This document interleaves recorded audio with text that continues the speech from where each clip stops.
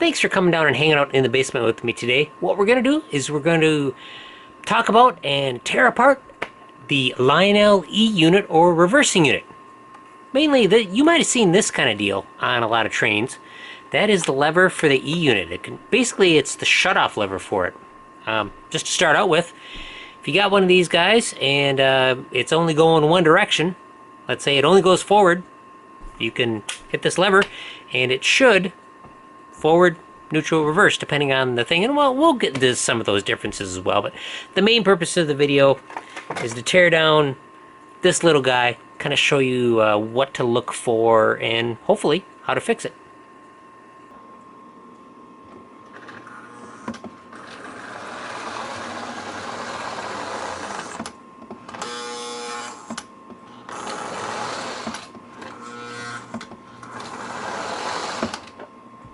So what I was just demonstrating there is the basic operation of the E-unit. Provide power, it switches its state from whatever state it was in to neutral, and then it changes that to the opposite state, which would be reverse in this case, back to neutral, and then forward. There's also a two-position reverse unit, which is you power it on, it goes forward, shut it off, power it on again, it goes reverse, no neutral. Those are a completely different animal and they are simpler in operation. But we're going to be focusing on is this guy right here.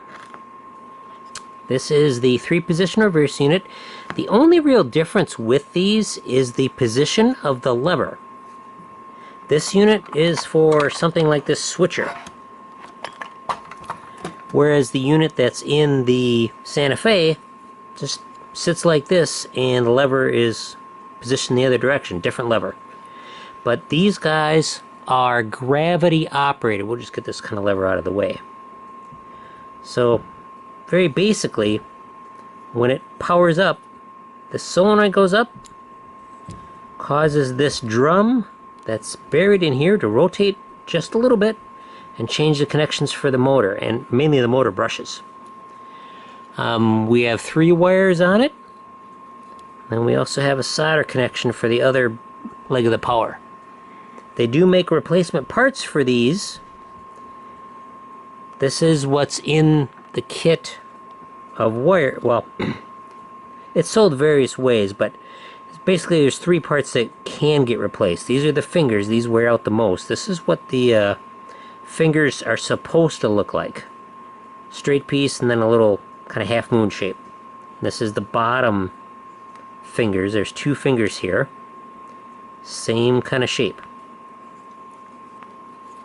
Bottom finger's right there, the other finger is right in here. But I'm going to show you how to take this apart. There are special tools to do it, but you can also do it with the pliers. So what we want to do is we're going to look right at this pin here. This is the drum rotation. This is the pin that holds it all together. It's just kind of swedged in place. It's meant to be pulled apart, and then you lock it back together with some pliers. Again, like I said, there's special tools and different ways people do it to take it apart. When I take it apart, stuff goes flying, but that's okay. If you take some pictures, it's only going to go in one way. Also a note, basically, you're going to do what you're going to do, but do not lubricate this. I do not recommend any sort of lubrication. It should be run dry. This is also gravity fed deal. In this particular book, there is a spring that they talk about for certain units that are maybe sitting sideways, I think, in some sort of application that you could use to fix a sticky unit, but it's not something I would recommend. But do what you want, see what happens. No big deal. Alright, so this is the tool I use. Like I said, they make special tools to do this easier. But when I pop this open, stuff's going to go flying. Let me shut off the transformer. There's a little quieter. Alright. So, you're basically not going to damage anything in here. But we're just going to go in and pop this open. Now, why would you want to pop this open? Well, when these brass contacts get too tarnished and they don't make contact properly, and then your your engine's just going nowhere. Or if the fingers are damaged or burnt or burned away, which can happen in extreme cases, which I've unfortunately seen a few, some of the engines I get, but that is also a possibility. So let's pop this guy in here, and basically I'm just going to force these open, probably with two hands. Some are a lot easier to open than others, but basically I just got to try a few times, and like I said, when it opens, stuff's going to go flying. I'm going to get these new parts out of the way. I can see in here that these look pretty good. They're tarnished, but they look pretty good. Alright, so let's pry this guy open and see what happens.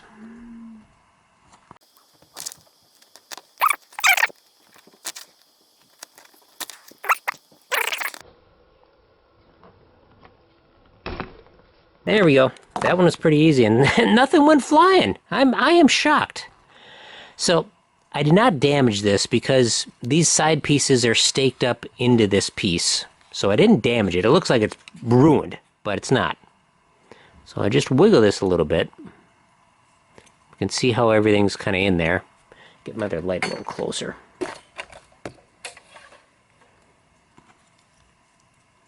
Okay, here's the bottom piece. Drum just came out. Now I'm just kind of evaluating how this looks here. I gotta watch my distance with the camera because this camera, excellent focus, but it's because of the lens, it's very short focal range. So you can see our contacts are tarnished, but they're still, you know, they're not warped, bent otherwise. Alright, here's the drum. We have no melting spots like on the other one I had. This will clean up nice. And then this guy, oh, we got the plunger that just popped out. It's not all rusty, looks in good condition. And then we'll get out these fingers without bending them, which can be tricky.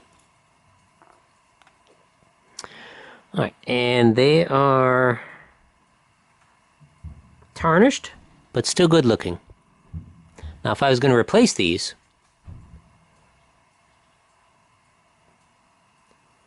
see, I'm just seeing how much is left of here. They do seem to be a bit short. These are probably worn down. Yeah, you can see where the end of it is gone.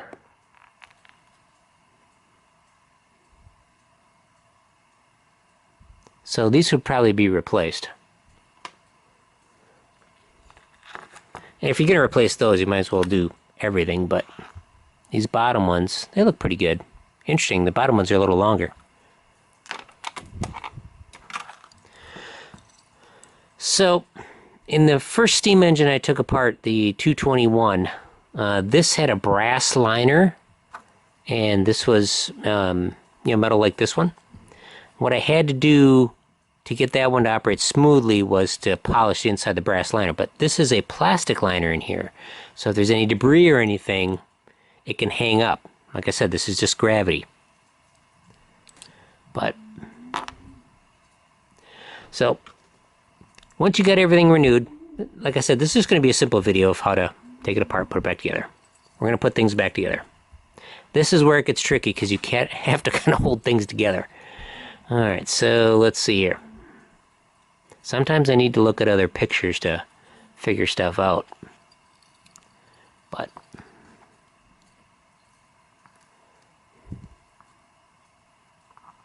well, we might as well go through the act here. Like I said, I think these are junk. This one's junk. Might be good for testing though.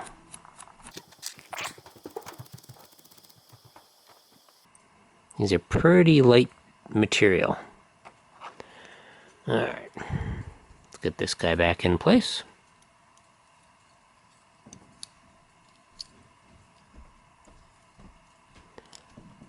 Sometimes it requires 3 hands.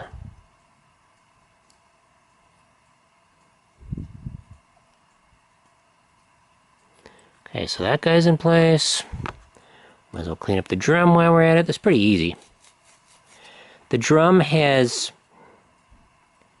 teeth on it here and it can only go in one way. Well, you can put it in the wrong way, but then the pawl won't grab onto it. But it's pretty self-explanatory, I think.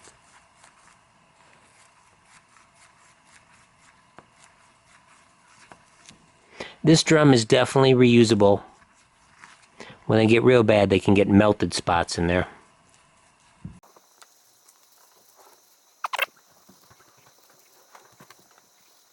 These repair pieces aren't too expensive. I don't remember what they are, but it's not too bad. Okay. So here's where the trick comes in. Oh, another thing to look for. Make sure the little axle pieces are in good condition.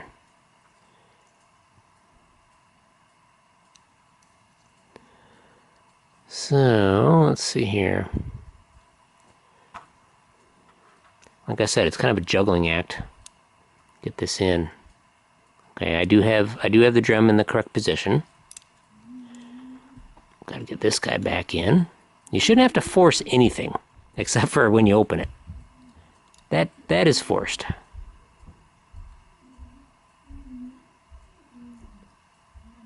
Okay.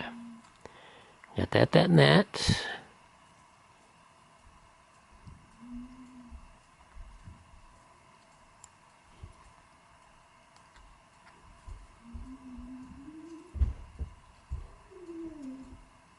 Just kind of looking at all of our various parts. Like I said, this can be a real juggling act.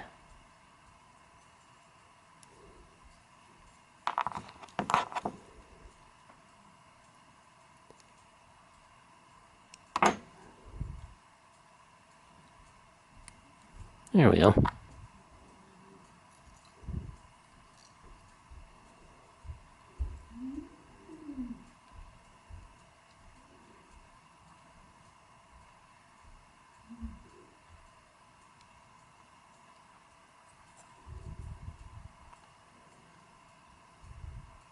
Gotta get this board in first. Then the E-unit. Then we got a bottom unit. Okay, so I've got things in position. The back unit has to kind of sit in first. Well, obviously the plunger does first. Then the drum. And then our bottom board.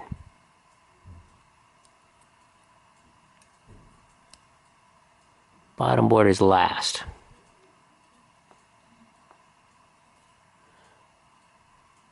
Gotta get the drum lined up. It's all very nicely made. I mean, I personally like this design better than the American Flyer design. I feel it's more reliable.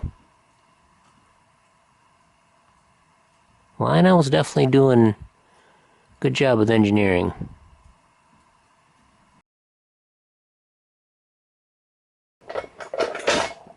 I've only done a few of these, but once you do one or two, you get the hang of it.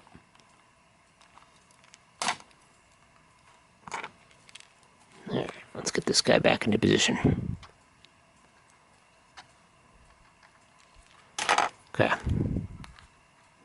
Don't believe I've damaged anything yet. There we go.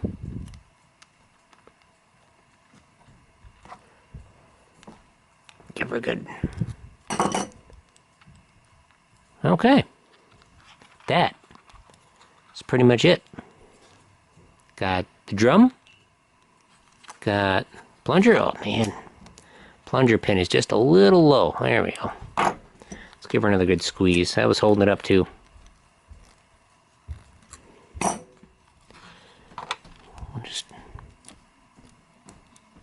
There we go. If you have a real loud buzzing unit, you can adjust this. You can bend it a little more, or, you know, make this a little more curved or a little less curved, but if you go too far, then it will get out of range of the adjustment. But this guy's clean, and it should be good to go. Yeah, just that little bit with the pliers. It wasn't very much. Not like it was tearing it apart. Some of these are real bears to get apart, but remember, this is just an on-off switch, so in this position it's off, so it'll stay in whatever position you last left it in. This is on, where it'll cycle through the different modes.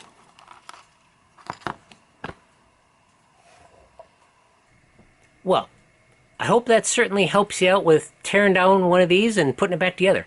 It's really not too bad, but it's just one of those things you got to do a couple times, and then you know, a lot of it is fear of the unknown. Like me, I didn't film the first time I did one of these because I hadn't done one before. I'd read how to do it. This book is excellent. Gives some tips on how to open it up, but also has the wiring diagrams for the locomotives, which are pretty much what you see one or two. They're all pretty much the same, but again, very useful, especially to me when I was first doing it. Now, I can't wire up one from scratch, but it's not so much what you know, but if you know where to find it, that's the big thing.